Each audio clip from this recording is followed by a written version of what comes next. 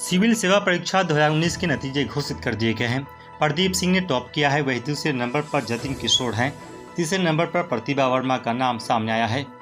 आज मंगल की सुबह जारी इस नतीजे में 829 उम्मीदवारों के नाम सरकारी सेवा के लिए भेजे गए हैं।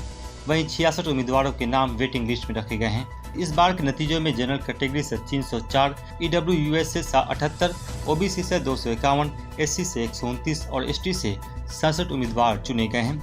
इस बार मुस्लिम उम्मीदवारोरों की संख्या सिर्फ 43 रही है। उसमें भी 2 नाम अभी कंफर्म होना बाकी है।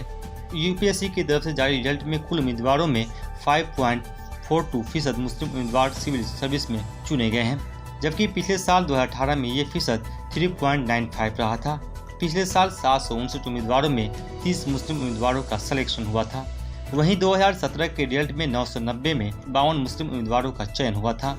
इस मरतबा जिन मुसलमानों ने कामयाबी हासिल की है उनमें सफना नजरुद्दीन, शेख मोहम्मद जैब जाकिर, जंतिन रहमान, रुमैजा फातिमा, मोहम्मद अली अकरम, समीर अहमद, सुल्तान अब्दुल्ला, सूफिया, असरार अहमद, नूरुल कमर, अजमल शहजाद अली अनवर, फरमान अहमद खान, मोहम्मद शाकिब, मोहम्मद शफीक, सुफियान अहमद, अजहरुद्दीन जहीरुद्दीन, आसिफ यूसुफ, अहमद बिलाल अनवर, नादिया बेग, आशिक अली, मोहम्मद याकूब, शाहुल हमीद, शाहीन, मोहम्मद सब्बीर आलम, आफ्ताब रसूल, सियाज, अहमद अशीक, मोहम्मद नजीमुद्दीन, सैयद जाहिद अली, मोहम्मद दानिश, मोहम्मद कमरुद्दीन खान, माज अख्तर, हसन उसैद, मोहम्मद आकिब, रिहान कटरी, समीर राजा, फैसल खान, सैफुल्लाह, सब्जर अहमद गनी, माजिद इकबाल खान, फिरोज आलम,